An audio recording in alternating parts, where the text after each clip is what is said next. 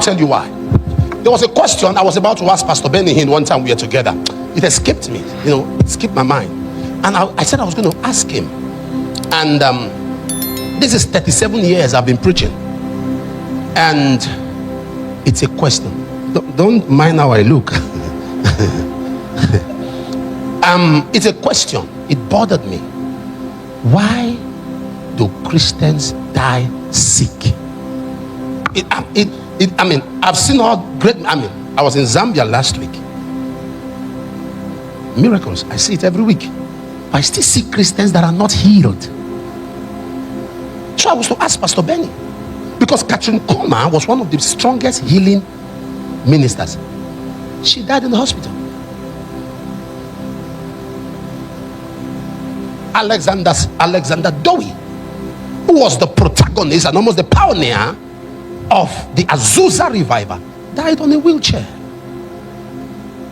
Now, I'm not supposed to say this publicly, but this was my inner fear and my worry. I said, what is happening? A believer who's sick will die of cancer, will die of tumor, and we'll pray, we'll call upon God.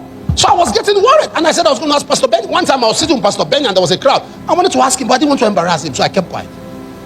I said, well, I'll ask him first privately. If the answer is good, I'll ask him publicly.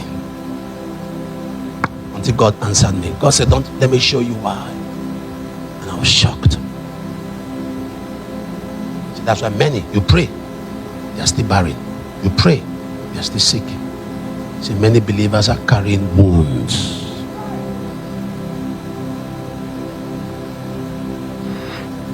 And he said to me, he said, so let me take you through scripture. And began to take me through scripture. Are you aware that God connects a healthy spirit to prayer? Study scripture. Husbands, 1 Peter 3:7. Husbands, dwell with your wife according to knowledge, giving honor to her as the weaker vessel, and being partakers together of the grace of God, that your prayers be not hindered. Treat her well, that your prayers. So how you treat your wife is how God treats your prayers. That your prayers. The Lord said to me, hold on. Matthew 18 verse 15. If your brother has hurt against you, go to him. If he hears you, you have won your brother. Verse 16.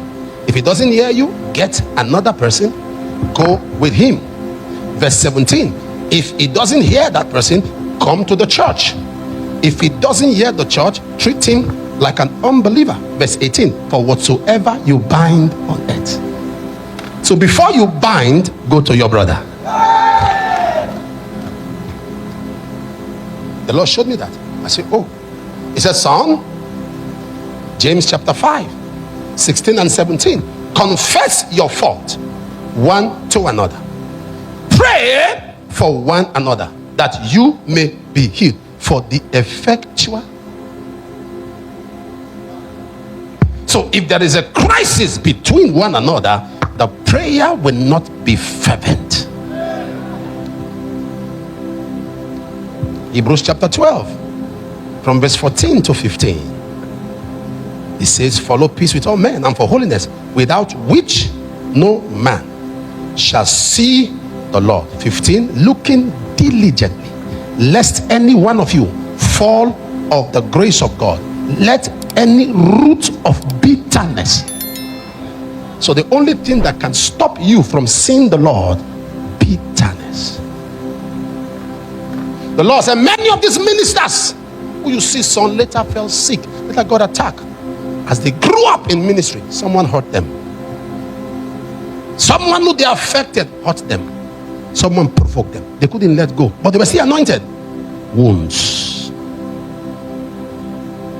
And the Lord said to me, once there are wounds, sickness will be attracted. And I said, Lord, so it's possible.